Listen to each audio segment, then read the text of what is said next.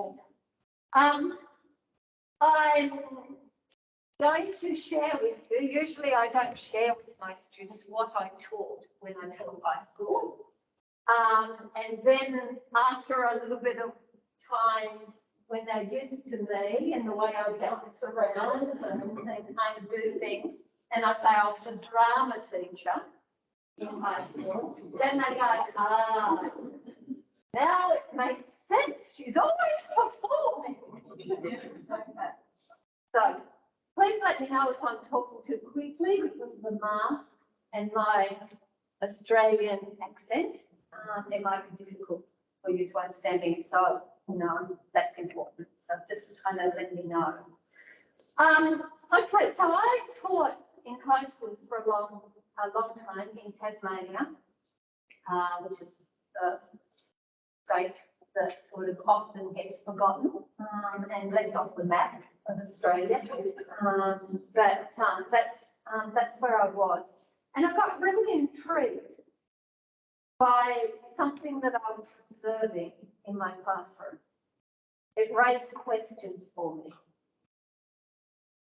because in my drama classroom, you went not so you're interested in drama theatre. Yeah, yes.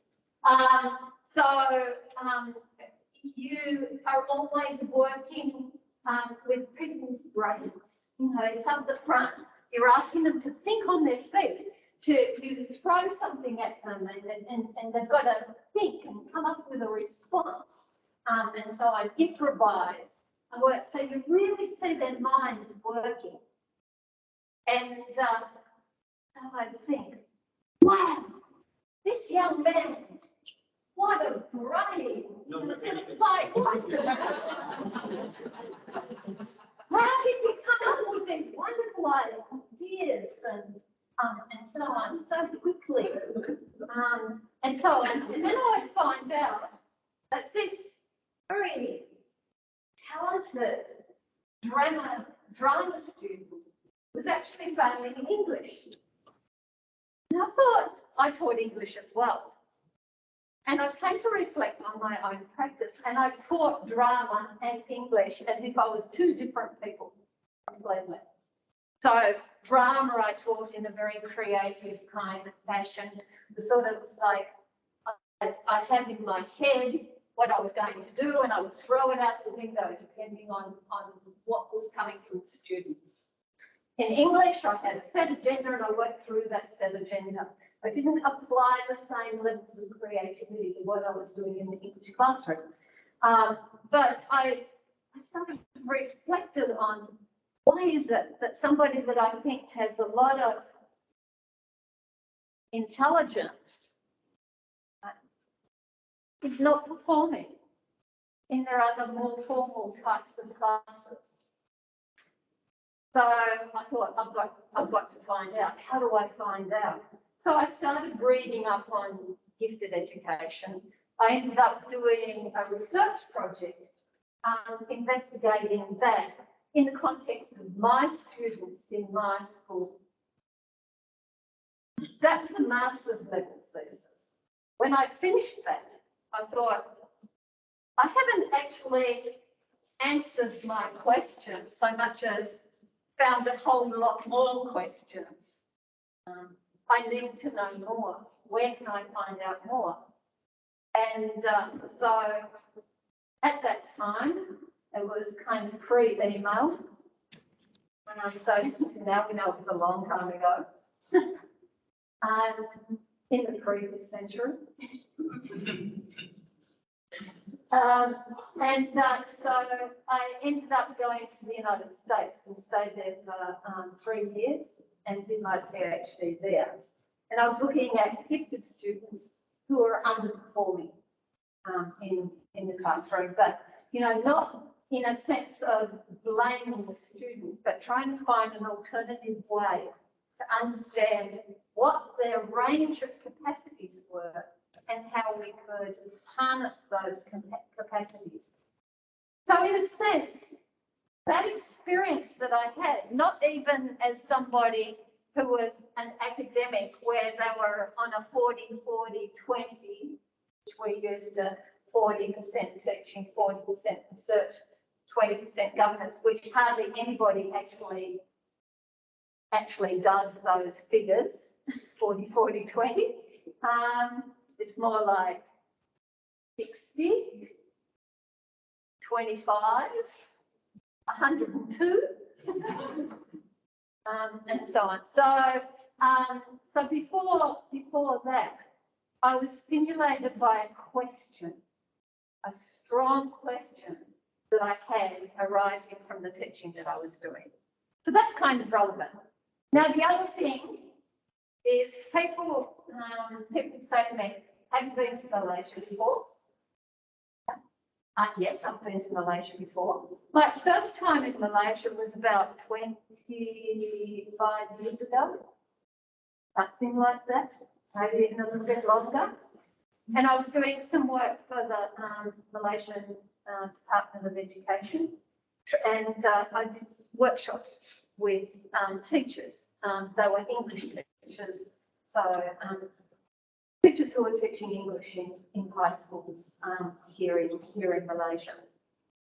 So I did a one-day workshop here in Kuala Lumpur and a 4-day workshop in Malacca, which was very pleasant, I must say. So that was my first experience of Malaysia. And I have to share a little funny story about myself here. Like I arrived, and I have to say I've never heard of durian. I arrived at the hotel to check in, and there was a little sign on the bench where I was checking in. Durian's not allowed. I thought, I wonder who these durians are. They're not allowed to come into the hotel. You know, maybe they're robbers or some dreadful people and so on. So then I quietly asked, who are the durians? And it's like, who? What? It's like, so they should think. Now, we had a conversation the other day online about durians. Because one of our colleagues there, Tom, he wants me to bring him back some durian chocolate. And he's put in his order. And I was at the supermarket at the weekend, and you'll never guess what I saw in Woolworths, and I have never seen it before. It was an omen. It was a precursor to this trip. It was a durian. It's like I had to take a photo and send it to Tom. It's like, forget the chocolates, I'm not bringing any. Just go to the Woolies and buy yourself a durian. They only had one. Oh, is that somebody online that they? Yeah. I said about durian. Somebody was excited about the durian. In Malaysia, this is because it was actually grown in Thailand. I noticed on the thing. But anyway, so that was my first experience of your wonderful country. Absolutely wonderful. I had a terrific time. My next one, and this is relevant, my next trip was to direct a Scrabble tournament in Penang mainland. And it was so Malaysians are very good at Scrabble. So did you know that there was this international Scrabble tournament scene? And following that, so I came and did that and did some tourism that Gabriel's always saying I have to do lots of tourism. I said, you have to give me a schedule where I can go shopping and that would work. I did that, and then a few years later in 2003, I directed the World Scrabble Championships, which were held in Kuala Lumpur. So we'll revisit Scrabble later on, if I ever finish that. I always talk too much and so on. And then my next trip to Malaysia was to visit KBU when Wollongong was looking at this collaboration with Paramount to become part of higher education in Malaysia. And that was a fantastic experience. And I was very impressed, and I gave everybody, sort of 5 stars and so on, and that was part of the process of studying this. So with COVID intervening, I haven't been for a while, so that's why I'm very excited to be here and to be able to share these ideas with you based on the kinds of experiences that I've had in 30 years of work at the university. So I'm currently Pro Vice Chancellor Global. I used to teach, when I was teaching students still, I taught educational psychology. So that's kind of my discipline background. Okay, so let's, I have to turn it on. Turn it on, turn it on. There we go.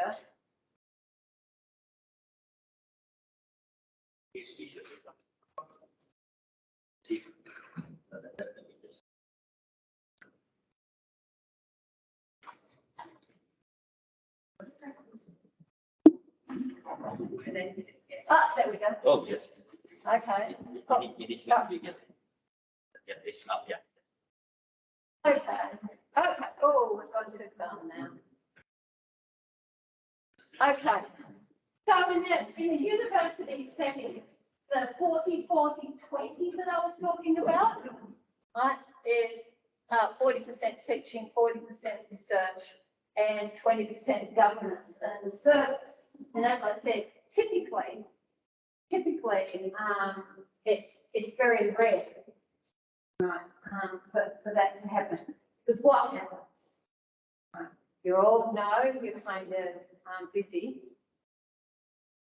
You have a lecture scheduled at 10 o'clock tomorrow.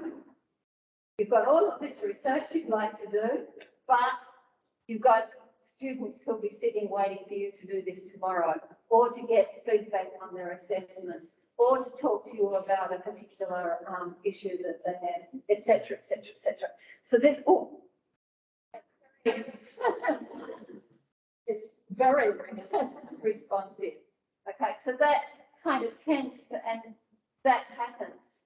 Now, so one of the, I mentor a lot of young academics, and one of the things that we do in the one-on-one is to work out how we fit research into that, because it's very easy to get overwhelmed by that. So there are different techniques that I suggest to help with that.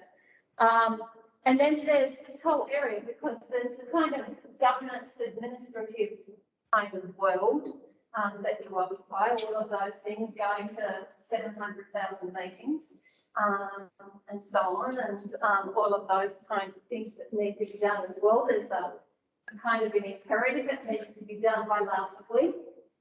That's, how often do we hear that? And then service. So what do you do out there in the community in terms of your own discipline area? So many of you may find that what you do is if you're into drama, as I was, you might work with the local theatre group and give your time there. I used to also direct lots of Scrabble tournaments, which had nothing to do with my work, but it was, sort of about community involvement. Sometimes they come together. So in a sense, what people often talk about in relation to how can we fit research into an academic workload is to talk about this teaching research nexus, to understand that they're not separate agendas, but they actually complement each other. So I'm kind of interested, just very quickly, in what you understand by that term, teaching research nexus, And where does governance and service come into that? I am going to give you an example later on of somebody who's kind of done that. So teaching research nexus, but it might be teaching research, practice, service, governance, sort of like bringing them together. So for you, what does it mean? What do you understand when I say teaching? You all came. Did you come because you thought I was giving away durian chocolate? Oh, yes. Okay. Any thoughts? Anyone putting anything in the chat online? Is it basically doing research based on our practice of teaching? It can be, yes, yes. There's no right and wrong answer. This is the point. So I'm not going to say no to anything unless you say it's taking advice of the name. So, any other thoughts about what I mean by this? Yes? I believe the teaching and research is really that whatever that you do, implementations that such as the and so on, it can be measurable, the outcomes. The outcomes can be monitored and recorded, and also the impact of what we have implemented. But can be produced research. Okay. So now talking about reflecting on your teaching practices and bringing them into a kind of a research environment. Okay. I'm going to. If that works, now it's a bit delayed. Okay, let's try that. Okay. So now this is where you all get a chance to go. Oh. Okay. So what does your academic workload look like? 85% teaching, 120% governance and service. Okay, have a quick chat to the person next to you.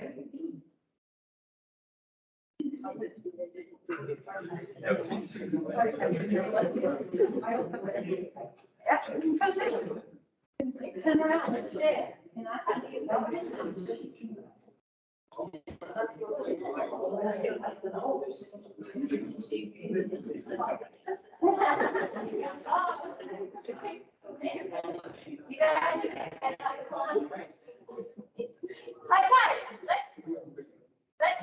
Let's leave it there. You don't have to add up to 100. Okay. So, in terms of teaching, what kind of percentage do you think of your time you spend on teaching and teaching-related activity? How much for you? I think for most of them, it's about 50% of About 50%? the of time but spent. because we have like 3 semesters in the year, so it's like teaching all the time. So And teaching all it's about a window, it will be a window for research, yeah. And if you're doing like, you know, from your practice, like I feel education, teaching performance, and all that. I use my students as my answer my survey questions so that I can write something about. Yeah. Small, but it doesn't, it's not big, it's not national, it's just more of the teaching, Yeah. not how much is practice reflection. Okay. It's all doable. Yes. Yeah. Yes. Have that time to go somewhere. Yes. Yes. So it's about. I mean, that's a really good point in terms of you spend this time on teaching. You use your students as your participants, and so on. But you have a concern about how you scale it up, so that you know you can hit the higher journals. You know, so it's like you've got that scale up factor, and we'll see how people have scaled up. Okay, so I've got some examples. So that's a critical issue, that idea of taking your classroom teaching and the research that you do with that to the next level. Okay, so you don't get overwhelmed. Okay, I don't want to belabor the point too much.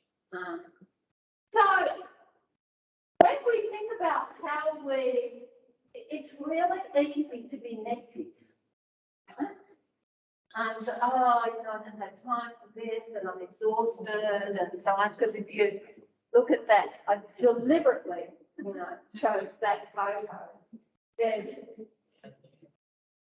intravenous coffee required is what it says, doesn't it? Okay. But what brings you joy? And I'm not really, did that sort of Marie Kondo, you know, joy decluttering? Yeah. Well, I kind of stole that, right? So how do you declutter all of the competing demands and focus on what brings you joy? So let's have some examples. What brings you joy in your work? Okay. Success. Student success? Success, yeah. Yeah, fantastic. Student success, what else? We seeing students grow in the class. For example, when I teach design, when first started with design class, you cannot know anything. Then probably the middle of the end grew so much. In the beginning, Fantastic. So student improvement over time, that you can observe that and see that. And sometimes when you're in the learning process, it's difficult, isn't it, to actually realise where you come from. the thing about that is that I have to try several ways of explaining. But students are very different from each other. Each student may need different kind of approach, whereas another student different kind of approach. And to see that kind of approach that you find the students kind of knowing. Okay, great. All right, so who hasn't shared anything? What brings you joy?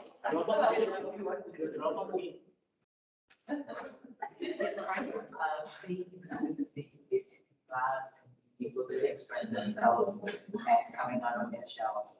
Okay, fantastic. So it's a lot of things about student group. And my colleagues also bring me joy. They told me to say that.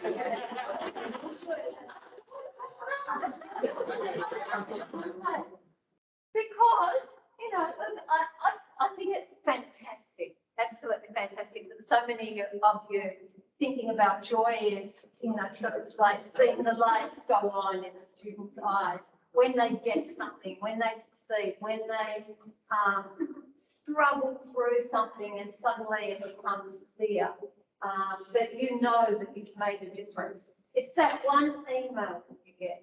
So often in my mentoring, say to the academic, say to the academics, keep a file on your computer.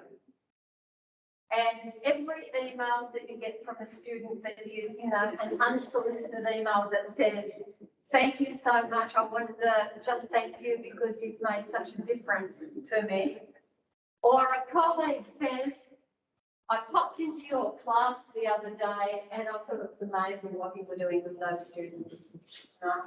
Keep those, put them in your self-affirmation. It's not that you're affirming yourself, but it's a reminder. So when you feel it's like the grind and the frustration and so on, you can go to that and remember how your colleagues sort of made you feel good about what you do.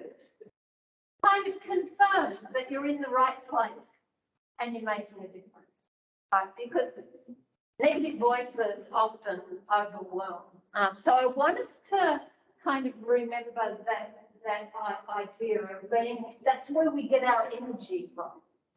Right? So from our students, I know that often I'll go into a class, usually when I'm teaching, I mean, I'm going to come out of this and think, wow, wasn't that fantastic? Not because I think I've done a fantastic job, but because of our ability to be able to be in a room and kind of share ideas and so on. I find that so stimulating, and so on. So, you know, I think that kind of, you can be, it doesn't matter how tired you are, that gives you that kind of recharges your batteries, and kind of gives you that energy and commitment. So the little kind of folder to remind you of those things is important as well. So that's all part of this piece. So look, there's a lot of meanings. So I did sort of want to come into this about what the research teaching nexus does. So I stole this diagram from here, but this is kind of is really showing that circularity. So we look at research enriches teaching, teaching enriches research. Right? So that's the kind of what they're saying, and this community of scholars is really important as part of that process. So the colleagues, you know, there's that kind of social and emotional kind of support they give you, but there's also the way you're in the coffee room, or you know, you're down grabbing something to eat, and you're in a queue, and you get chatting to somebody, my colleague, who's in a completely different faculty, and you're talking about things, and research projects are born that way in queues at the bank, or the coffee shop, or in the hallway, or at a meeting, that's sort of a kind of university-wide meeting or something, you meet somebody. Most of my research projects are around collaborations that seem to come from nowhere. So kind of being alert to oh.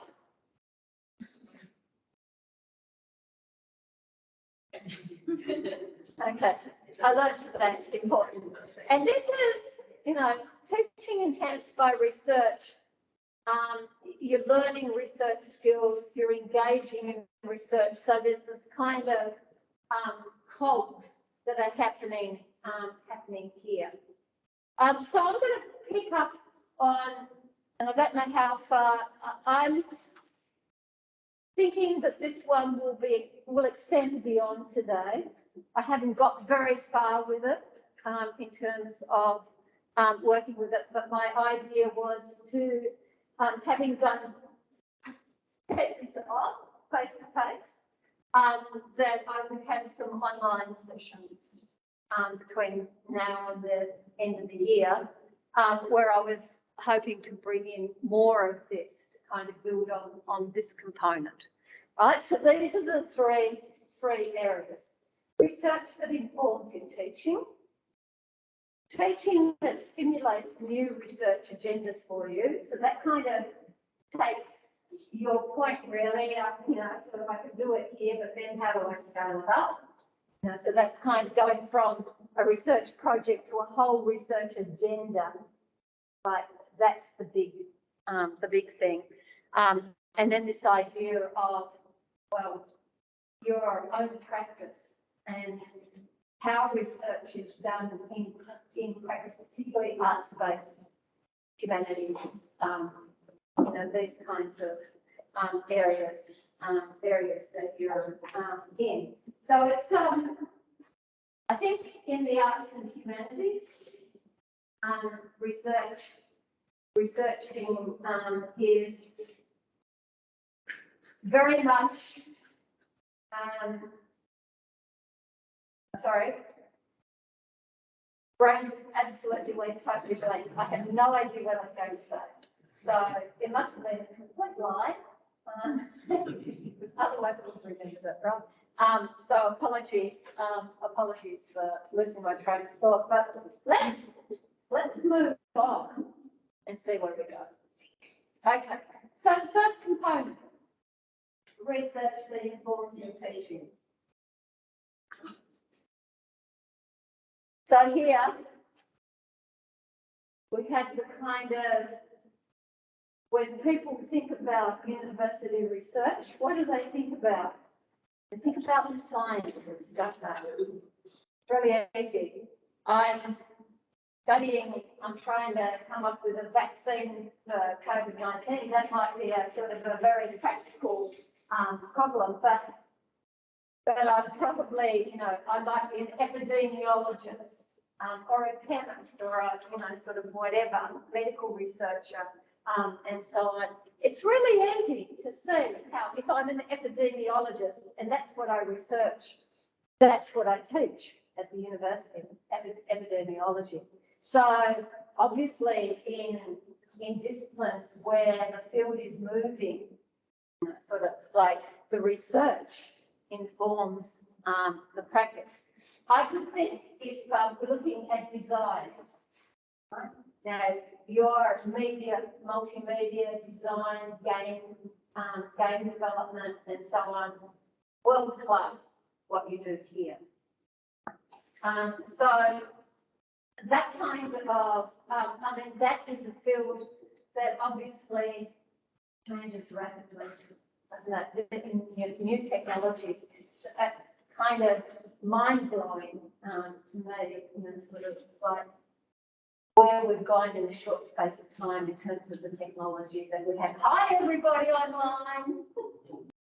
Hope you're kind of still with us. Go get another cup of coffee, put your feet up, stroke the cat, or whatever.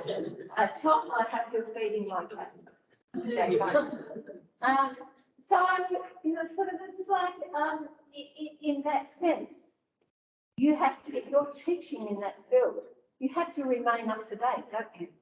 What's the new thing? How is this tool, right? And that kind of practice, keeping up to date in your discipline, in your practice, is something that informs your teaching, because it's about, and all of creative art and that kind of work is about finding solutions to a problem.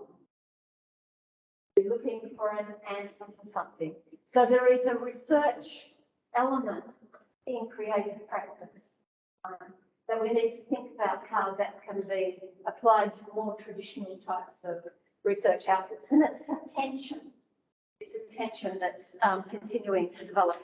So this is your chance to tell me about some of the ways in which your research or your practice, right, informs your teaching.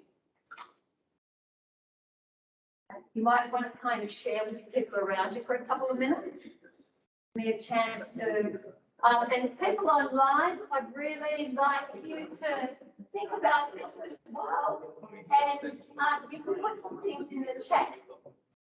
There is a chat. Yes, there's a chat. Any question that comes in, we will read it out.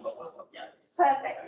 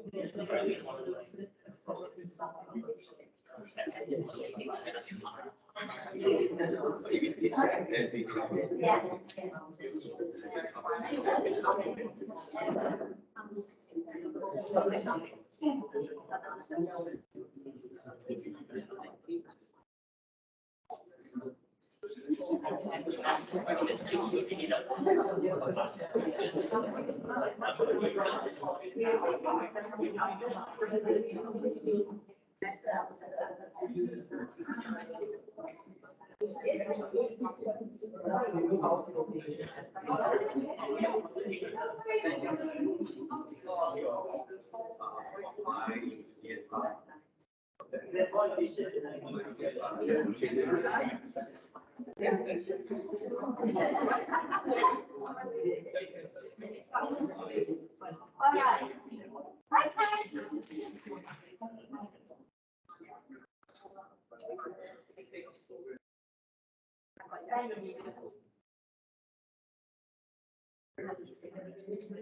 Do we have any examples on screen in the chat? You're not. Put the cup of tea down and let's know. All right. Examples. Yes. I have been practicing in medium areas. With a lot of practicals as well as problem solutions like machine learning problem. And what I see is that there is a lot of research that opens my mind up on the industry space. So what happens that I used to think back on the classroom. When I think back to the classroom, what I see is that of course the classroom is all about textbooks and books. What I see is that when I relate with students with textbooks, I also find that I'm able to link what I have been practicing with students to interaction or discussions on the picture. So the students' feedback and understanding is sometimes I can find some ideas of such come up with. That is my take in this field. Okay. Because you don't get to what practical we do. If you prepare the classrooms, it comes up with the statements. From there. The only thing is that we are looking at how to put that. Okay. Fantastic. Fantastic. I'm going to, yes. I'm currently doing a research to study about how the local media has been xenophobic sentiment on foreign workers in this country. And the recommendation and the finding is about emphasizing media ethics reporting to solve this issue. And it so happened that I also teach media law and ethics. So this research finding can be included in how I Right. enhance my teaching. Okay, now I'm intrigued by this example. So researching media ethics in the reporting on foreign workers in this country. And that's sort of like what you're doing. Then when you're in the classroom, you've got a couple of dynamics happening here. So certainly in terms of it's obviously something that is uppermost in people's minds. Okay, so it has that kind of currency value. It's up to date. It's what people are concerned about. It's not something that belongs in the past and nobody's thinking about anymore. So I think that currency is really important. But you've got another thing happening there, haven't you? Because when you use your own research as an example for your students to get a point across, right?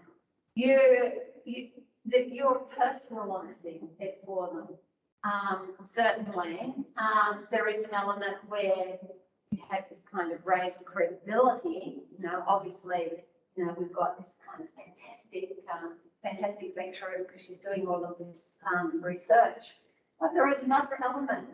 You're communicating that this is the important part of learning, right, to students, because the skills of research are something that we should be embedding in our teaching and learning from the minute students sort of walk in the door. And how do we develop those skills in students across their degree, and how do we map them so that we know that when they graduate, that they are truly independent learners who can look at problems and try to work out solutions for them. So thank you.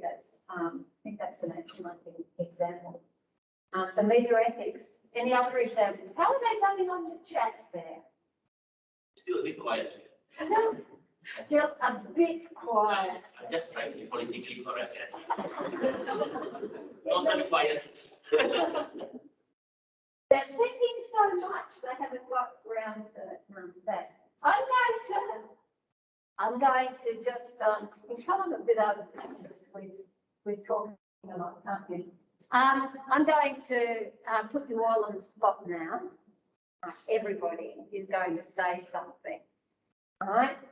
Just very quickly, because perhaps I should have done this earlier, but I'm going to do it now because I want to get some sense of the range of disciplines in here. So you don't have to give me a lot, just tell me what area, what's your discipline?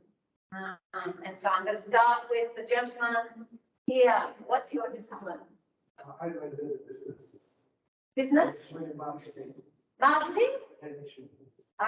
Okay. Now, that's really interesting to me. Marketing. Because, I mean, obviously marketing is a huge thing for the university. We want to get the students in through the door, don't we? So it's like, because we know that we have a great product, and we need to make sure people know about it. And it's interesting how that field has shifted, hasn't it? Sort of like from traditional marketing ideas to the way that the students, potential students, get their information now. And so on. Has the focus, this is a question, has the focus shifted from mum and dad telling you what you're going to study and where you're going to go to other influences, and the kind of that digital world that so many of our students inhabit? Yeah, really interesting. Thank you for being here. Yes? Sorry? Sociology. Social? Sociology. Oh, sociology. Again, sort of, it's like currency is really important, isn't it? There are burning issues that kind of repeat themselves, but the examples of kind of, I mean, we have a huge one at the moment, don't we, globally, right, is the Supreme Court in the United States of America, and their two recent decisions. When you take a very, very conservative right-wing Supreme Court, 9 people who kind of can undo the work of a generation or two in terms of gender issues, and but also gun control. So there's really interesting kind of those influences. It's really important. Yes. Digital. Sorry, it's law. Law. Okay. All right. Fantastic. And again, very specific. I only discovered this recently when I was trying to get our law, our Bachelor of Law, at Dubai, and discovered you can't do it. Because of the sort of the way law degrees are structured so much. It's easier for British universities to kind of teach law all over the world, but Australian universities don't do it because of the rules in Australia around things. Very interesting, but lots of burning questions there too in terms of law. Yes. I'm from School of Communication and it's visual communication. What kind of communication? Visual communication. Oh, visual communication. Okay, so you're going to critique mine. Critique my PowerPoint slides, are you? It's all right. And so far, I Just be honest. tried to make them relevant. I do remember when PowerPoint first came in, so we used to have the overhead transparencies.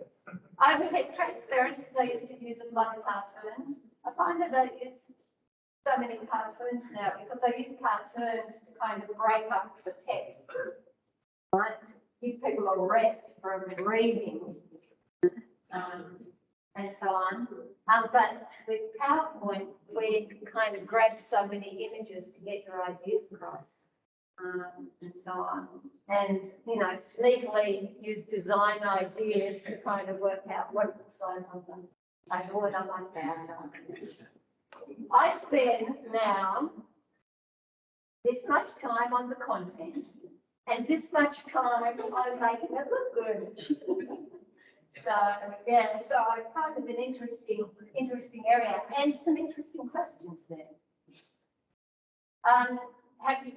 For example, have you done the research? Have you seen the research on the impact of irrelevant pictures on content? Huh? It actually, it's part of work done in cognitive load theory. It says, you know, sort of like you only enhance the cognitive processing of the content if the images that you have on screen actually complement, right, and actually reinforce the cognitive content, what you want students to take from this. Right? But if you compare it on context, it must be relevant. Content and things like things. Some people who a lot of text, a lot of irrelevant pictures. So it makes the cognitive that we know more longer to understand. Yeah. What you have is actually what you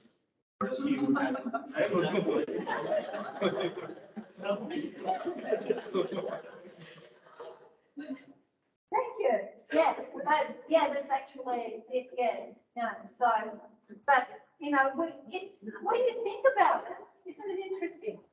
Because that kind of makes sense, doesn't it? It's like, it really makes sense. And yet there is theory and research behind it that says this is what's going on. Too many distractions, kind of the choice of where to look, what to engage in. So you don't have pretty pictures of mountains, you know, when that's irrelevant. And here is an irony.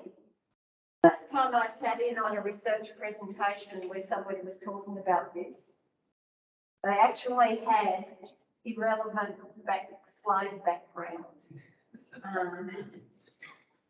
That I wouldn't have found distracting, except because of the content. I found it very distracting. It's like, well, they're telling me that I need to make sure that the visuals enhance the content, but that visual's got nothing to do with the content that they've got here. So it's like my brain, it's like, went off in hundreds of different directions. Very interesting work. And my field is digital media. Digital media. Okay, fantastic. So again, lots of need for youth. So that's such a rapidly moving field. You know, I thought I was so hip, right up to date when I got on Facebook, and now I know only oldies like me really are on Facebook, you know, now because it's all TikTok and it's interesting, Facebook, but I look at memories. I don't have time for Instagram and Twitter and so it's like I think I spend too much time on Facebook, and I keep Facebook because of international friends and knowing what they're up to. But look at the memories, and when it first came out, it was just about text. So you kind of, I have all of these when you go right back. Is on her way to Malaysia would have been what I would have posted back in 2009 or whatever it was when I joined Facebook, right? Now this trip is check-in, and Wilma is at Sydney Business sort of lounge, excited to be escaping the rain and going to our Malaysian campus, picture of Malaysia, you know, so it's like, so on. Very, very kind of rapidly moving. And now I'm seeing too people shift from just static photos to lots of videos as well. So constantly. Yeah, it's good for me as well, even though the age difference is quite huge. But I have to dive into the iPhone. This TikTok, Instagram, what else we have, all this new media, right? In order to make sure they understand what they actually need to do over there instead of just be part of it rather than to contribute to the content. So we have to give them in order to understand. Yeah, fantastic. Okay, I'm going to go over to the man in the orange mask. I think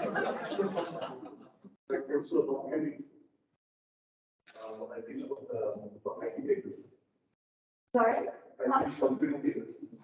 Oh, IT computing. Okay, yeah.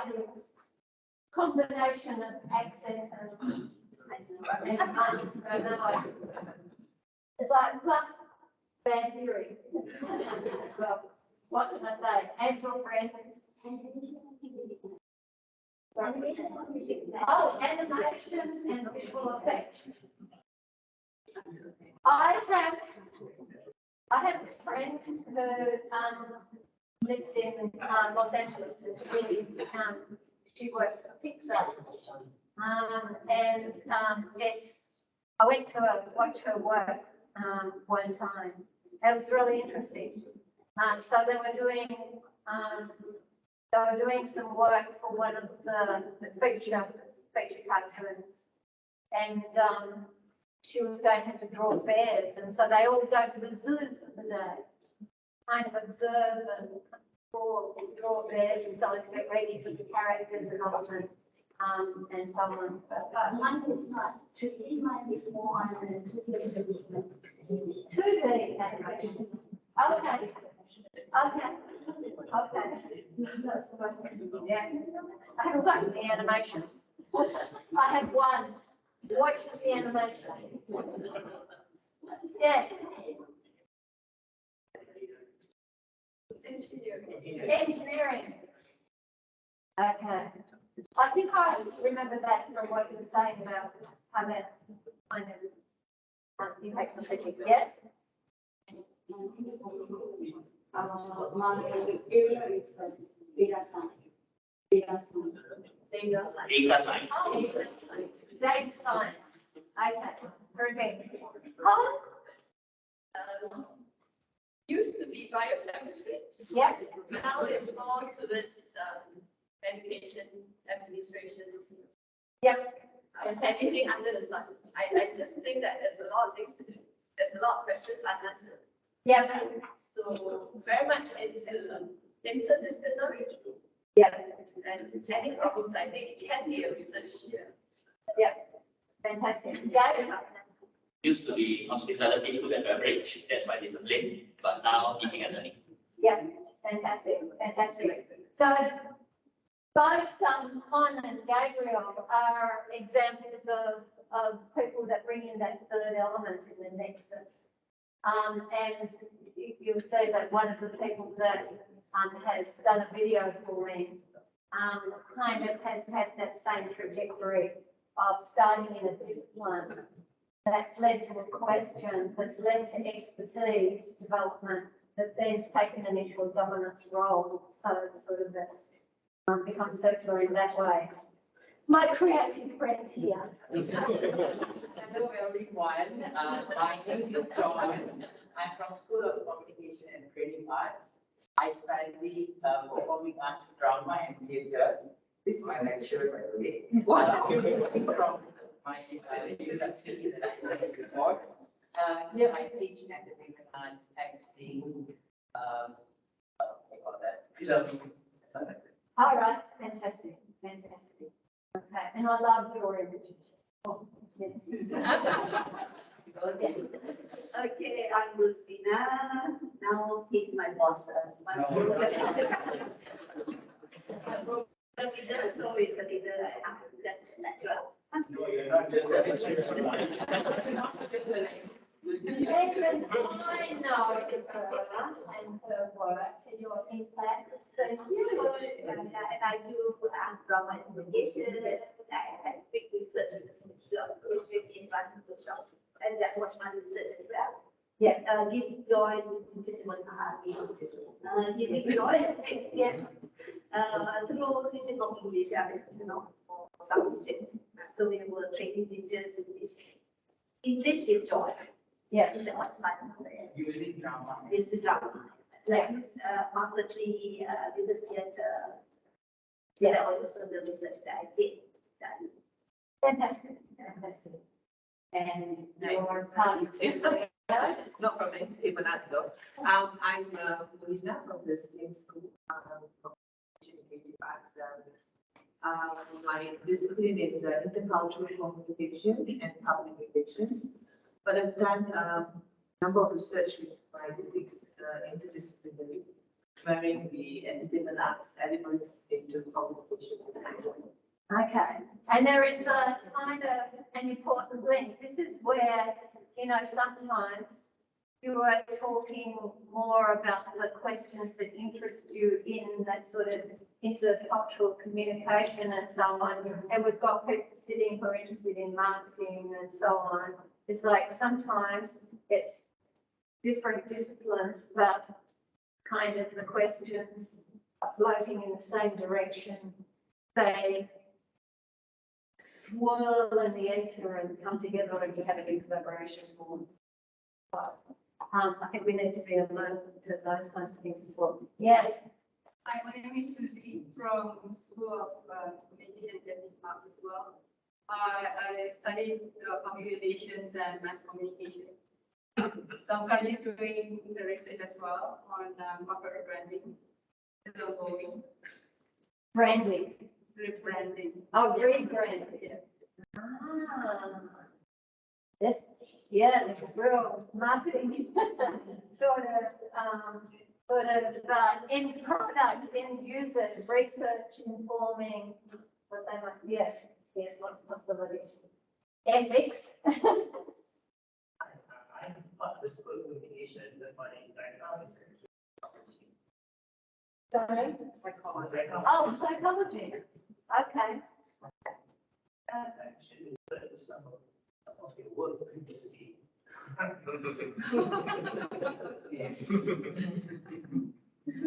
projects I did before, because I done a lot of work on gifted children. So that was one case that we had in one previous institution that we wanted to try how to student. So we remember that if I didn't try this way, we wanted to try the university, so we learned some of the words that can themselves, especially when it comes to choosing languages. Yeah, okay. I was going to talk about it, but briefly. Yeah, fantastic. Thank you. And it's interesting. There are 2 degrees that I think at university are very specific: law and psychology. And I think those 2 degrees, people who do those degrees have the smallest number of people that actually go and practice the actual thing that they, so there are a lot of people who've got law degrees that get jobs where they're not lawyers. But they take that kind of the skills that they develop as part of a law program in terms of researching things, being able to take lots of tests, make sense of them, answer questions. They're often in business and sort of all the place. And psychology is the same. It's sort of anything to do with human beings. You find people who study psychology in those roles. How important is psychology in marketing questions? For example, there are lots of connections with maybe our Canadian colleagues. I'm Andrew. I'm teaching VR-related subjects, especially CSR, personal responsibility. Okay, Okay, social responsibility, PR, public relations. Yeah, it's part under education, so I work on projects related to Single mothers. yeah, and some of the projects actually are under the state government. So I work closely with NGOs. Okay, okay, fantastic, fantastic. Hi, I'm Sarah. My background is media production. And I'm teaching quite a little bit of theoretical and practical on content creation for all kind of media. Okay, okay, fantastic, fantastic. I'm Dr. Tan. I started with media studies and now I'm confused with media studies. And I do research about creative industry, but now I'm more onto religious anthropology. I think. You've had an epiphany. It's interesting. I've got a couple of colleagues that have kind of made that kind of shift as well. Sometimes it's the things that attract you in one discipline, within the discipline, and when you reflect, on you and that kind of central idea, it can take you into other disciplines that may seem disparate, but actually they make a lot of sense to you in terms of your own personal journey. Is there anybody that wants to share any examples from the screen? Still a bit quiet, the screen. All right. They're very passive over on there. That's fine. We'll move on. Okay, I'm going to give my voice a rest. This is actually one of my colleagues from back in my School of Education days. This was her area is access to higher education, particularly interested in children who are first in family going to, or people who are first in the family to go to university, and so on. So this is about looking at the kinds of questions that are raised for you and how you shift them up to a big agenda. She got promoted to professor on the basis of this work. So it starts as a reflection on the composition of her classrooms and how certain students really struggle to be able to stay in the classroom because of their background circumstances, to a national research project with huge funding and promotion to professor. So it's 10 minutes, but she's really good. So I thought it was worth.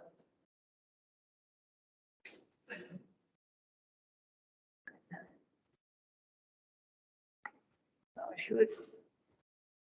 It's going to be a big bang here.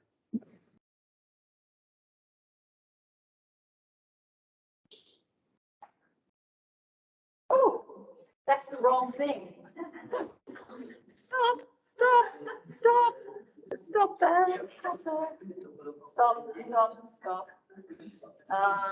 Go back. Okay, what did I do? Oh, there it is. Huh. Okay. Okay. Oh, thank you.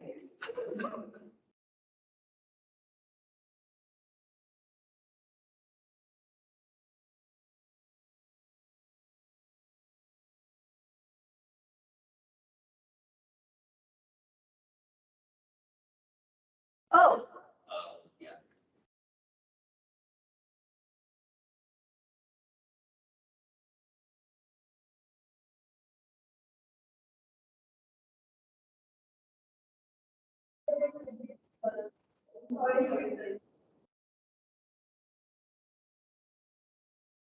oh.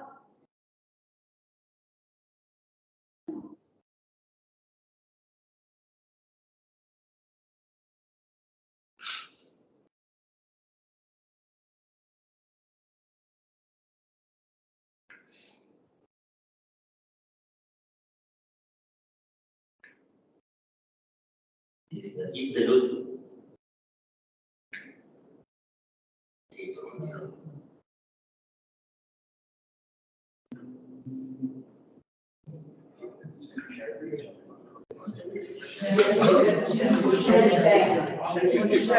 Share YouTube. Share YouTube.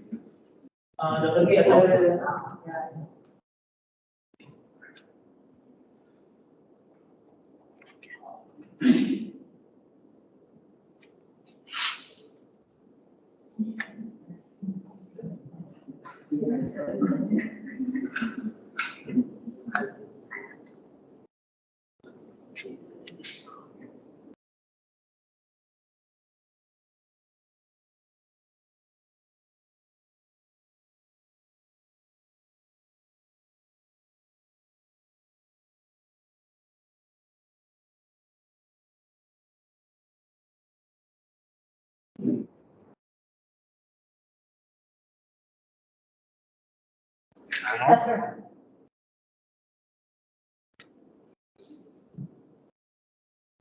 Sorry.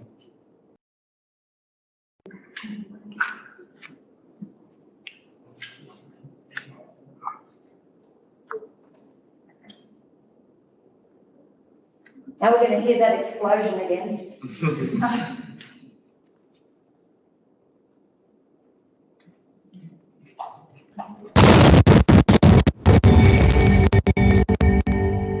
Good evening, everyone.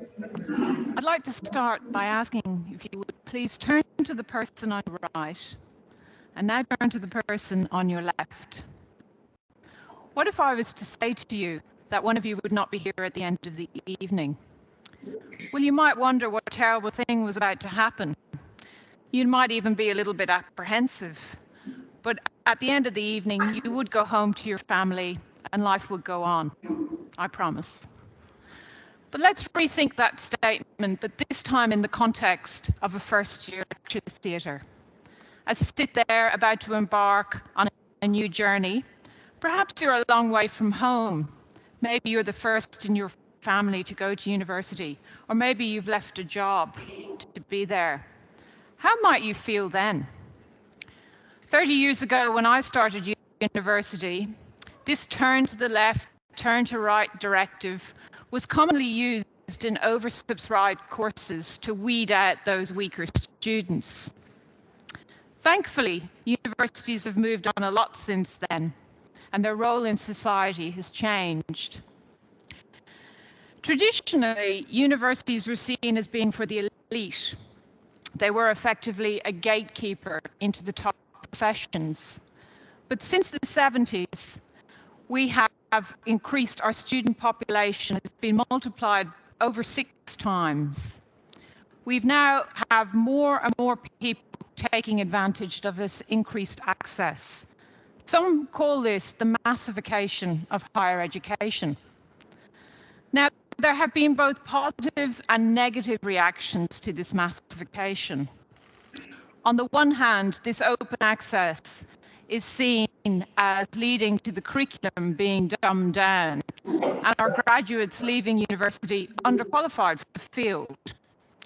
On the flip side, though, this increased access is heralding great benefits, a chance of a better job with more stable income, and perhaps for some breaking an intergenerational cycle of poverty. Well, I actually think that both these perspectives are a little too simplistic. I prefer to focus on understanding how the students themselves reflect on this access. I'm curious to know what motivates them and how they manage this access. I want to know how we can support them, and I want to know how it is that they are motivated. Now, some of you in the audience might be a little skeptical of this. I work in a university and I research university students. Quite unlike my colleagues here tonight, who you'll hear from, some of whom may have to wrangle rodents, locate exotic fruits, spend long hours in the lab extracting scientifically validated data. But being what we call an insider researcher is perhaps not as simple as it sounds, as we have to adopt a hypercritical lens on our data, and sometimes we even have to focus that lens on our own employer. Sorry, Vice Chancellor. I also try to tease out the stories that illustrate the challenges that students face and hold these up as an unflinching mirror to the sector. I want to challenge dominant perceptions of students, particularly those who are first in the family. Now, one such story is that of Elle. Elle kindly agreed to participate in a number of interviews throughout her degree. Elle was 33 and the mother of three children when she joined our study, and she was in the second year of her degree. Like many mature age students, Elle's decision to come to university was based on a significant life event. In Elle's case, it had been a marriage breakup. Like other first-in-family students, this decision to come to higher education was already reverberating amongst her family, heralding great plans and possibilities for the future. However, Elle's study had not been uninterrupted, largely due to family and financial issues. Elle had had to drop to part-time studies because the subjects that she wanted to do were not in school hours. She also had to move back to her parents' home as she was no longer able to afford household expenses. Despite financial problems, Elle was volunteering at a local not-for-profit organization. The organization was supporting young people who had disengaged from school. Elle enjoyed the job because she felt she could identify with the young people, having not done so well at school herself. When Elle was asked how university had changed her, she paused and said that it was not just the acquisition of new knowledge, but more importantly, it was the development in her own self-confidence and self-reliance that she most appreciated. Now, Elle's story is unique, but it shares many common themes heard in conversations with students over the years. These are stories of triumph over adversity, resilience, and bold courage. Financial issues feature strongly in these stories, and that's probably not that surprising, as nearly 50% of our students worry about their financial future. And a further 1 in 7 do go without food. For first and family students like Elle, there are many other obstacles, such as not feeling like they belong at university. Other groups, such as those from low socioeconomic backgrounds, those who are from regional remote areas, also have high dropout rates. Now, of course, there's a myriad of reasons why students drop out of university. And as Elle's story attests, the lives of our students are both complex and extraordinary. But it is precisely this complexity that I feel is an untapped resource in our approaches to supporting our students. Too often our learners are defined in terms of what they lack, whether that might be wealth, ability, or knowledge. I prefer to focus on what they have.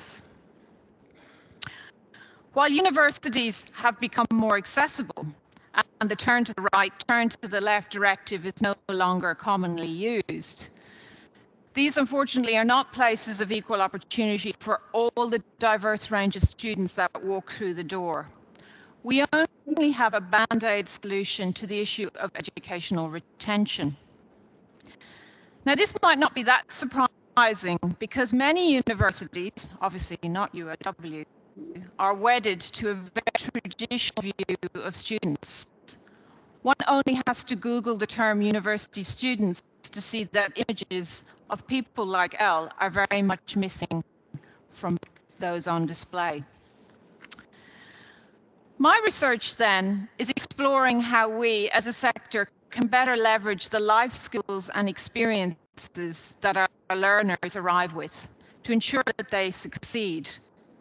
My big idea, if you like, is that institutions radically rethink the problem at hand and to stop asking why it is that students leave university and instead focus on why it is they stay. Based on data collected with students across the whole Australian sector, I've developed a student persistence framework that is based upon the students' cultural capitals and capabilities that they said motivated and sustained them in their studies. This framework is informing practical initiatives that are designed to value and build upon the life experiences of our learners. In our last meeting with Elle, we asked her what it was that had enabled her to keep going, to soldier on, if you like. She paused for a minute and said that it was her unflinching desire to prove others wrong and to disrupt preconceived limitations on what her life would hold for her. The title of my presentation, Educating the Masses, is a deliberate play on words. We don't often think of the term mass in a positive way. Think of mass production, mass consumption. But as Elle's story and the experiences of many other learners indicate, this massification holds many opportunities, not only for learners and institutes, but also for family, society, and broader community. However, to make this work, we really do need to make changes in how we approach and think about difference and diversity. This needs to be viewed and treated as a resource rather than a limitation. This would allow us to walk alongside our students, enabling them to achieve success in their own terms and according to their own circumstances. Thank you.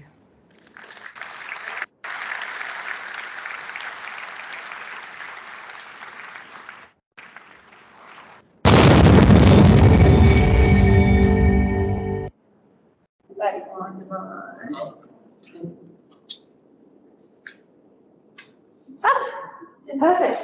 Okay. And that's good to leave it. There was a lot in that. But I think the key message is that she saw something. So she was actually teaching predominantly. She came to UOW to teach adult education. So she was teaching people that had to teach adults in a whole other areas usually. Sometimes they were teaching at universities, but often in other components. They might have been doing might have been trainers in businesses or industry or that kind of thing. So it was the content and sort of those experiences, and I love the way that she developed that. So she's got a whole bunch of research and themes that she uses one person to illustrate. And quite often, those of us who are sort of in this field, when we use one example that stands for those common themes of many, it's a very good communication tool in terms of understanding those key challenges and what makes a difference. What for you was the key take-home message? What is one thing that you would take from that her presentation? I think there was a lot in it, but I'm interested to hear what your key take-home message is.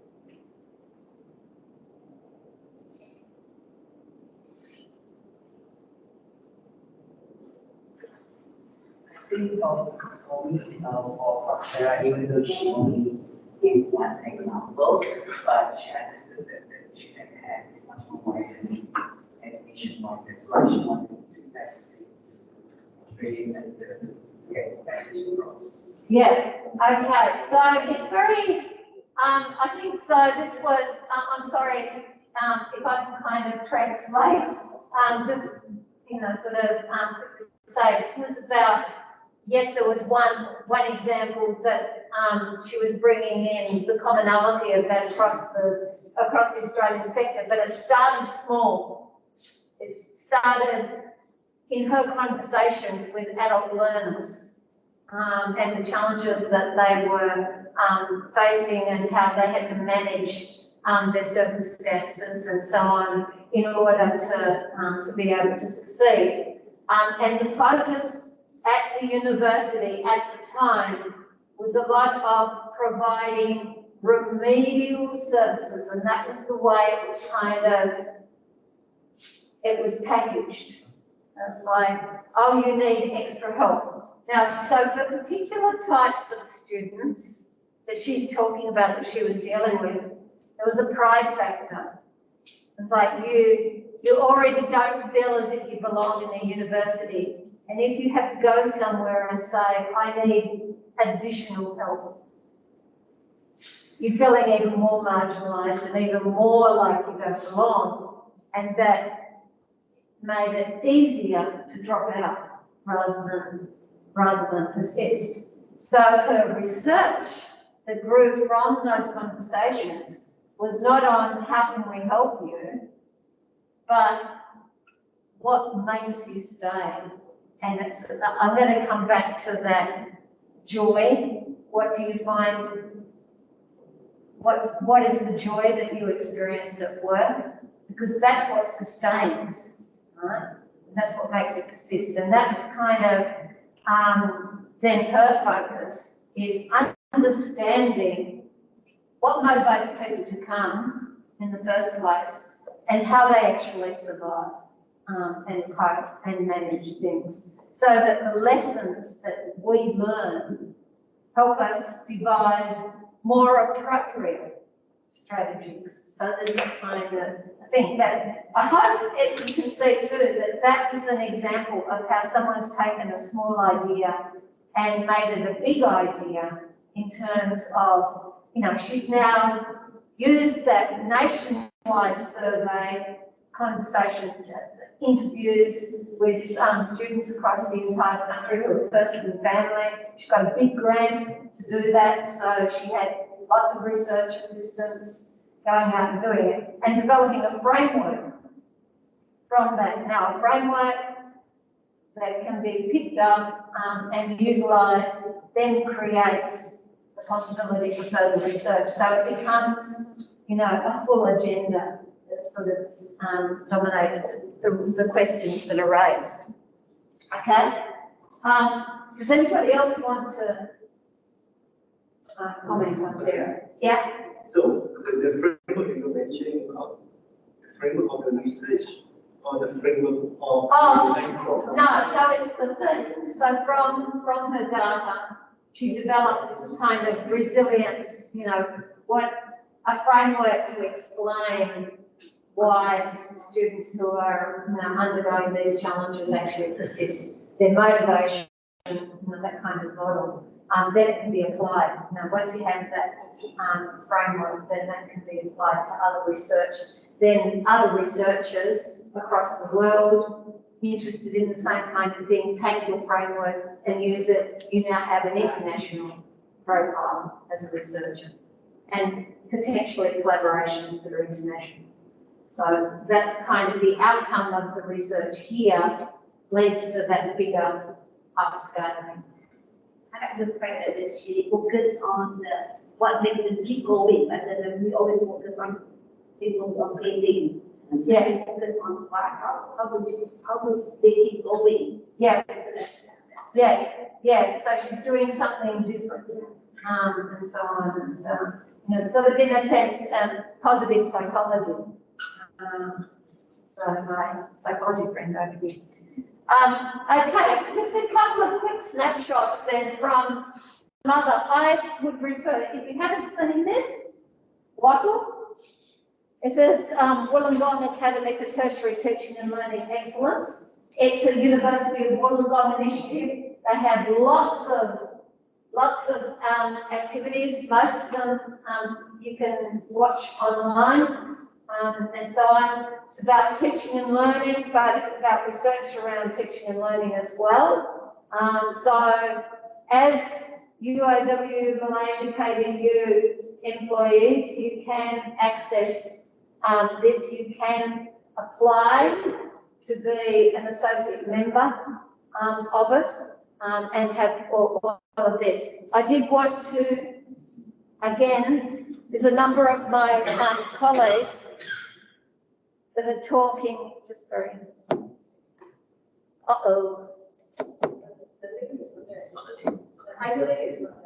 Hyperlink's not there. Great. Okay. We're going to type it in, are we? Oh, here's a pal.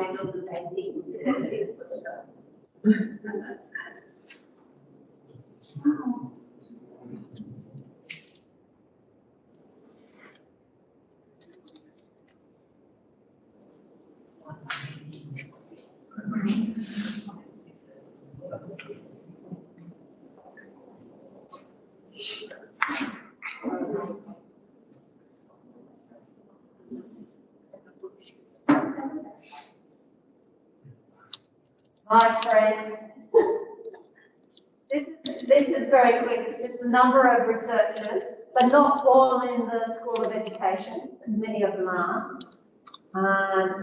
Just talking about their research interests that come from their teaching and learning practice. So lots of examples.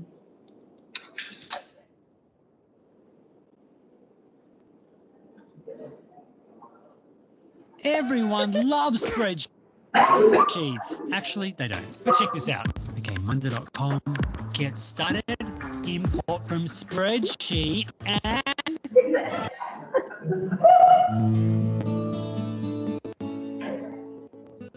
Well, what is a fantastic vehicle to get people who have a like mind and a passion for teaching and learning to come together. So through events such as the Quick Connections that we're experiencing tonight, allows people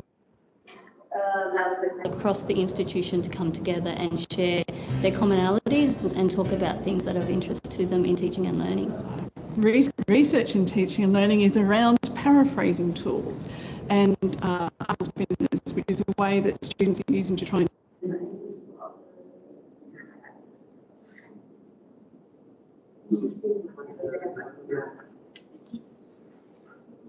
and cheat. So rather than learning how to paraphrase themselves, they're being text through machines to actually re-engineer language. And I found ways of actually detecting when technology might pick up. I'm really looking at transitions and pathways for students from diverse backgrounds. I just want to sort of, the previous person, Anne Rogerson, Faculty of Business, now Faculty of Business and Law, a lot of international students, and a lot of issues with plagiarism. Not because and international students were large, sort of cover quite a proportion of that.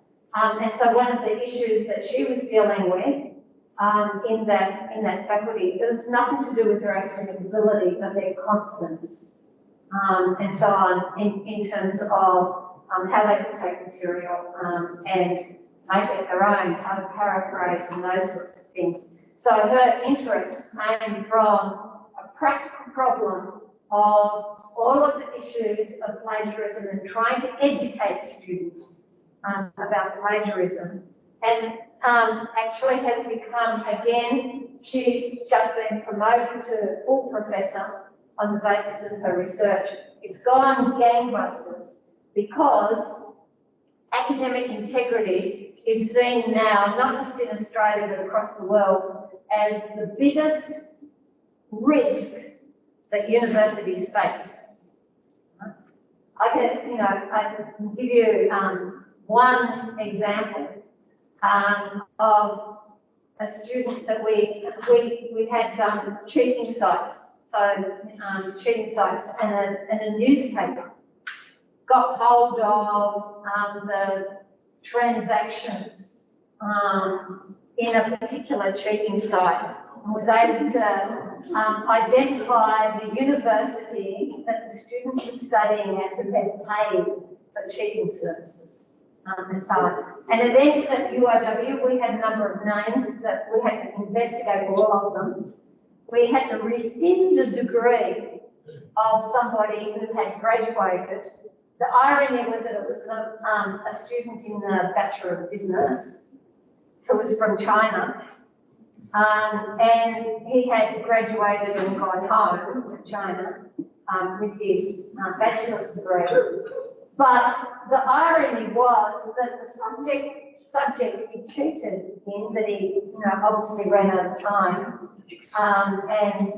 and paid somebody to produce an assignment for him in a particular class, was an elective, not one of his core subjects. So he was focusing on his business subjects. His elective was Mandarin. So it was probably that he made a choice, I'll do Mandarin as an elective because I speak Mandarin, so therefore that's going to be an easy subject. I won't have to put a lot of effort into it. It's focused on his bachelor's, things. But then this essay came due in or something, an assignment came due. He didn't have time to do it, so he paid somebody to actually produce this assignment for him.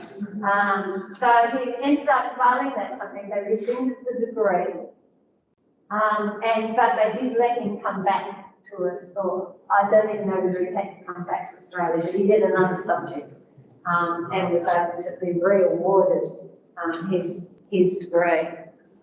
So sort of like this academic integrity is, sort of as quickly as we identify the way they're doing it and kind of try to combat technology that they're using to help them figure it. And so she's developed, because there are very few people in Australia researching in that area, she's found a niche area that's really critical to the sector and has been able to lift her profile, and from that you're able to make that scaling up that we were talking about.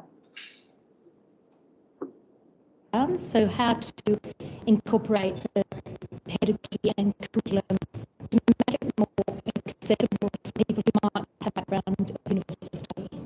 The research that I really want to focus on is assessment practices, in particular assessment practices that are happening in the classroom.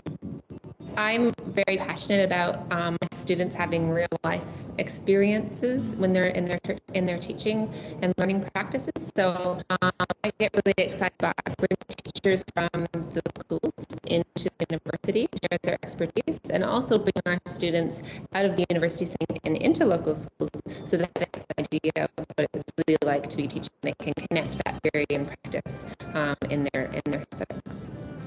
What I love to see is students actually start to think themselves. I love to see students actually begin to understand that there are issues that are complex, there's no easy answer, and they have to think it through. That gives me a great job.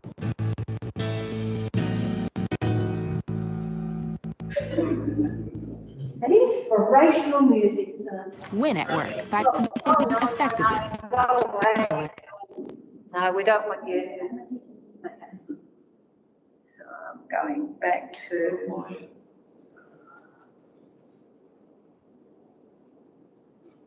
Okay. Oh, well, all right, I'm in a different place. This is where we've come, people. Okay, so again, you can see the number of people there that have taken particular issues that are part of their teaching practice. And while they start in terms of looking at those for their research in terms of the practice, they can also then, from that scale up.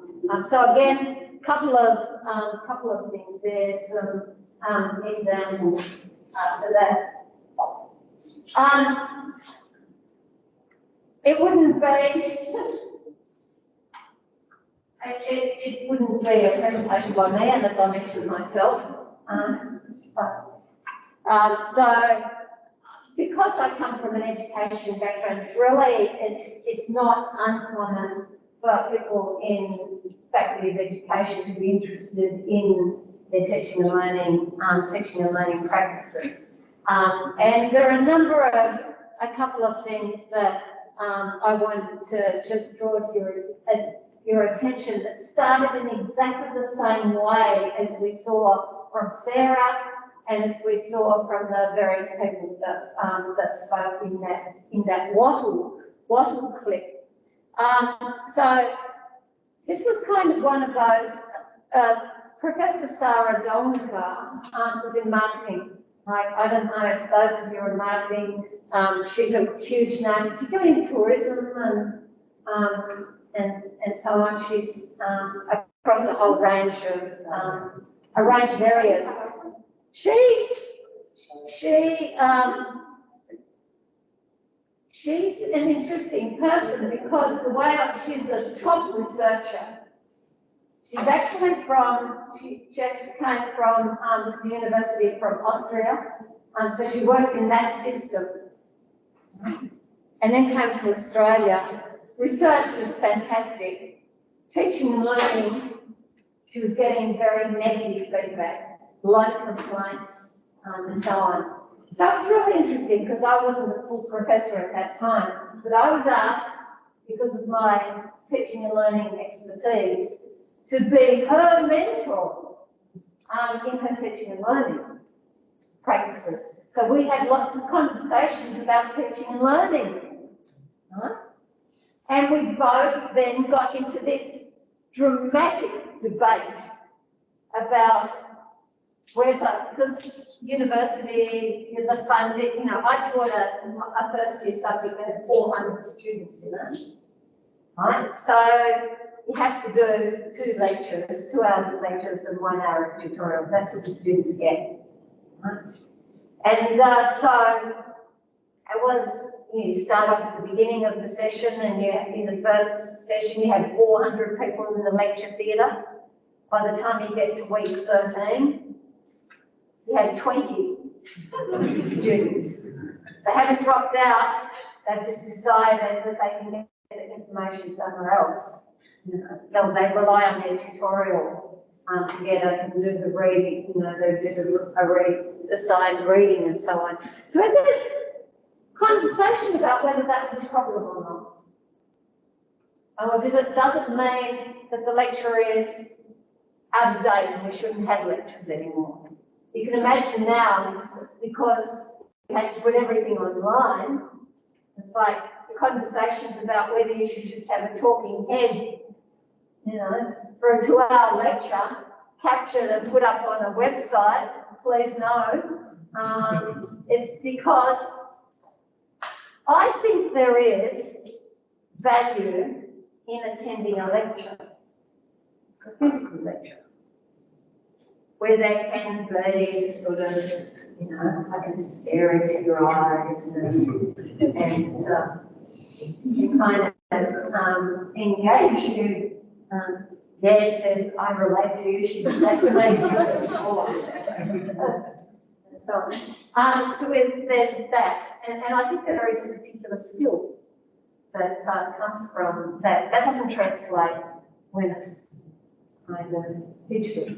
Okay, so there are different kinds of skill sets. Anyway, so that developed into quite a big study. We didn't go national with it. We had other priorities, I'm the same, there's so many possibilities that kind of, you can't do everything. But I would say one of the surprising things, I mean, you can predict things. Students tend to come to the lecture if there are things that happen at the lecture that they can't get in any other way, if they're related to assessment. So lecture attendance usually goes up if you're going to talk about what you're looking for in the next assignment that's due, right? Up it goes, you know, so there are things. We know on rainy days, lecture attendance goes down. Right? Or, you know, you can't get a park where it's too hard. If they only have one lecture in the day, they're more likely to skip it than if they have other things on. So there are all sorts of things that have very little to do with the quality of the lecture. And that's really an interesting question, isn't it? And one piece of data, and I don't know how widely spread this is, but the one piece of data that from our research that really fascinated me was that students would choose not to go to a lecture if they thought the lecturer was not very good, boring.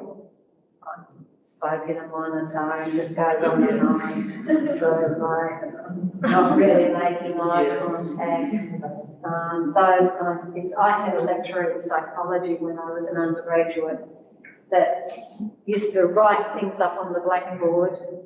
There were blackboards in those days, not whiteboards, with chalk. He'd have the chalk in his hand. He'd walk up and down, reading his notes to you. It's like,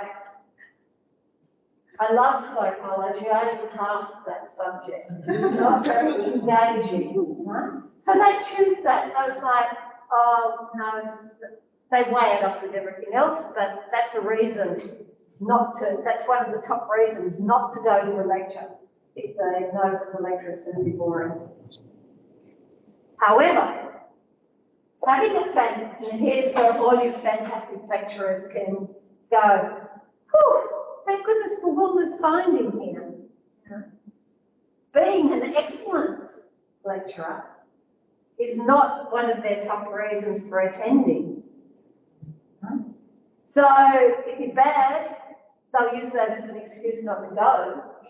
But if you're great, it may not outweigh all of those rainy day decisions, or I've got an assignment for another subject due in this week, or, you know, the weather's great, why don't I go to the beach instead? Or they have a breakup. Or they had a breakup. Sorry, or they Had a breakup. oh, that's a breakup, relationship breakup. I'll thank you for that important one as well. Okay, so that's one. And the other one that my friend over here said, I primed him to talk about my research around effective teachers. So one of the things and this is again how it's not just about what you teach, but the conversations you have with your colleagues that stimulate questions. So I'm, as my friend here, my psychology friend here indicated, my interest is in gifted kids. It grew from those kids that I had that were not performing at school, but I thought had lots of potential, right, that wasn't being realised or met at school. So I became very interested in that whole area in my work. And so I thought it was very important that when we were training teachers, they should understand the needs of gifted children. Because there is still an assumption, certainly in our system, that if they're gifted, well, they don't need anything. Right? In fact, they can help these kids over here that are struggling. So, and I used to say to my students when I taught this subject, it's like if anybody puts on their assignment that one of the things that they will do to cater for gifted kids in their classroom is to get them to help the kids that are struggling, I'm going to fail you in that. Because that's bad practice for both students. Because somebody that is gifted cognitively can to make leaps. It's like they don't go through the stages. With mathematics, you know, take a gifted mathematician. They'll often, it just makes sense to them. They don't know how they got there, quite often. It makes sense. It's just the way the brain works, it's the logic, right? They make those big leaps. Somebody that's struggling can't make those big leaps. Somebody who hasn't had to take tiny baby steps to get somewhere doesn't understand what the baby steps are and can't help. And this person has just as much right to learn something new every day. So conversation, I'm sorry, but it's often the educational sociologists that I have to fight with the most, you know, equity, you know, treat all the students the same, and so on. They're already privileged. They come from privileged backgrounds. My interest has always been all of those bright kids that don't come from privileged backgrounds, that don't have parents that can compensate for what they're not getting at school to develop their talent. So that's kind of where I've really focused. But in my conversations with colleagues, it's, you know, when they will often work against. So they would say it's good practice for a teacher to, at the beginning of the lesson, review, spend the first 10 minutes reviewing what you did last time. In those 10 minutes, you've lost him. I say it's not the same. No, it's not the same. So that sort of led into the whole sort of area is ask the kids themselves what they think an effective teacher looks like. And so that's what that research came to be. It was actually asking students and asking bright students, what's more important to you in a teacher? Somebody who kind of has good social and emotional skills and kind of likes you, you get on with them and so on, or somebody who really knows their stuff and has that passion for communicating and teaching that stuff, and so on. And that became, and that actually became an international project because I did it initially in Australia, presented at an international conference, and I had some people come up and say, I'd like to replicate your study. And then we collaborated on that, and that kind of went in that direction. Okay, so that's almost out of time, so then we've got, let me see. So this is where, I guess is where we might kind of pick it up. So we're going to actually now, but this will be something to think about. I don't know how many people are coming back this afternoon for the 1 hour session this afternoon. But at least, obviously I'll share these slides. So, you know, you can kind of go back and look at this. But perhaps we'll go on with this section this afternoon.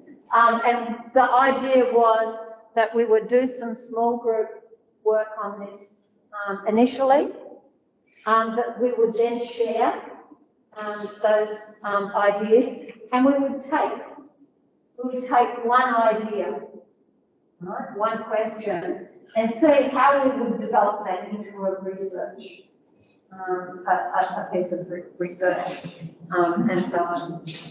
But open to any questions? Oh, we've got 5 minutes. This takes. I'm going to go to, we'll come back to that this afternoon. I'm going to go to the next one because she went to a lot of trouble. And hopefully this will work. And it's only 5 minutes. Oh, I didn't know. Where is it? Oh, it should be a go button. Why is the go button? Hello, my name's Elise and I'm a teacher and a researcher in the field of education. My teaching and my research have Yeah, always been very I'll just pause it, because it's not loud enough.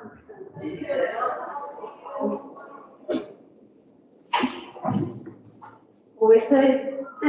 Is there something else? Or have, I guess, spanned across a range of contexts. I started out as a primary school teacher. My very first thesis was my honours thesis, which looked at how primary school students can create animations to explore social skills. And I was so interested, I guess, in the power of technology and student-created digital media that I went on, instead of going into the primary school setting full-time, I went on to explore research a little bit more in the university setting. And there were some projects that I was recruited to be part of that really looked at design of animations and digital media for pre-service science educators. And I found that so interesting, particularly on. So I'm just going to pause it. So essentially she was studying to be a teacher, a primary school teacher. One of the projects she became involved in as part of her undergraduate research was in designing media, interactive media for teaching science ideas. But she sort of is talking about how then that, being involved in that, led her to kind of go down a whole different path. She's talking about how this is taken from that setting to actually researching within universities. So on. I don't know whether it's. We looked at blended digital media and how different media forms that we use to communicate meaning and the ways that we blend those can represent different meaning and also impact on our learning. And I was so inspired by the insights that I had in that world to create a digital media intervention program that I went on to implement and research as part of my PhD. And I applied that to the context of a high school, and in particular a special education setting. And I worked with students in that setting who had autism, and they created a range of blended digital media. And it was an opportunity to really explore the design decisions that they made and the impact that their media creation had on their learning and also their communication skills.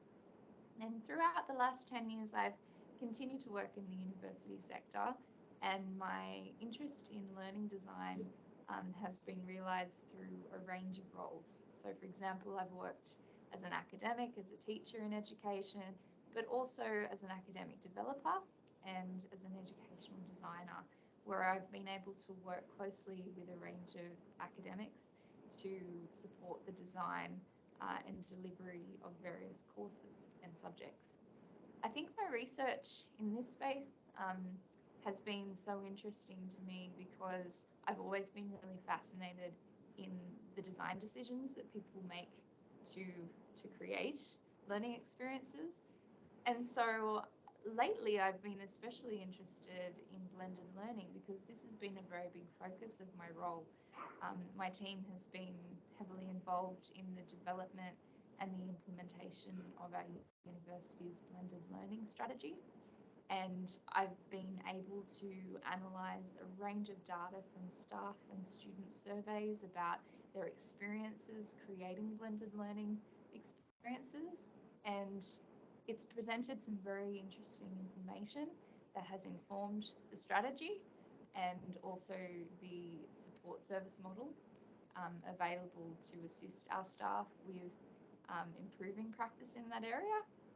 But it's also raised a lot of questions that I'm really interested in exploring through research related to the complexity of learning design in synchronous and asynchronous experiences. So we've seen a lot of really great things come out of the time that staff have had to explore more with online teaching. And we've seen really great things happen in the online synchronous or online asynchronous space. But one of the things that we know is key to creating a quality blended learning experience is the connection of those worlds. So the connection of the synchronous, be it online or on campus experience, with the asynchronous online experience. If these things are separate and not connected, it has an impact on the student experience. And this is coming through a lot from our students via various feedback mechanisms. So it is something I'm really interested in exploring.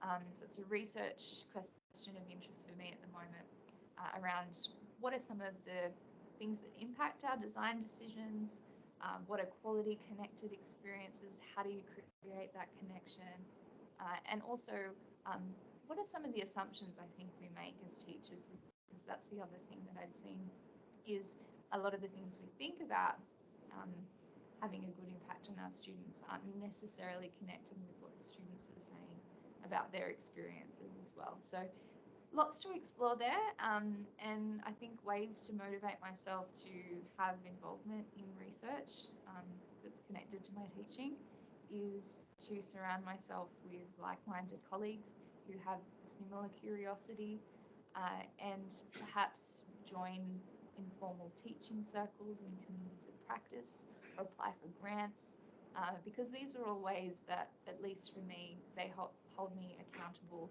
and keep me on track with different goals and milestones that I have for research. And the other thing too is there are so many different ways that you can disseminate your research. So I think publications are fantastic and very important, but I've also been much more active lately in conference space and in professional articles as well. And I think, yeah, it's important to see how your research and your teaching can be and are connected. I think research into scholarship of teaching and learning is very important. Not only does it increase your research activity, but ultimately it makes you a much more reflective practitioner. It helps you to refine your teaching practice, which has an impact on your teaching community around you, and ultimately creates a much more positive, hopefully, student experience for your students. Okay, good place to stop.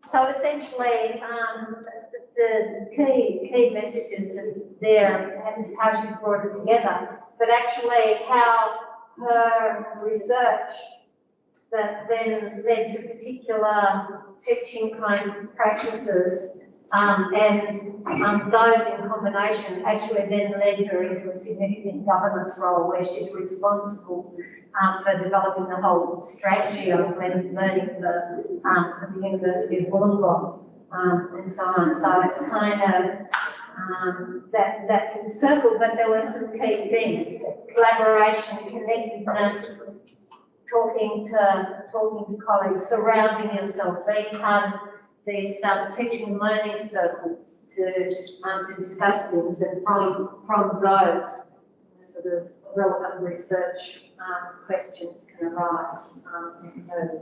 Okay, we'll leave it there. For those of you who need to run off and do other things and won't be back this afternoon, thank you so much. I look forward to continuing the conversation online, and hope to see many of you at the conference in November.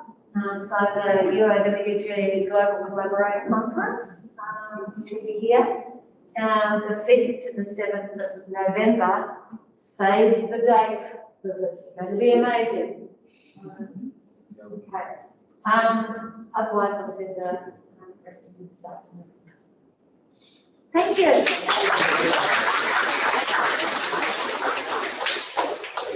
So this is the group that's here. We have photography sessions. Yeah. Come. Yeah.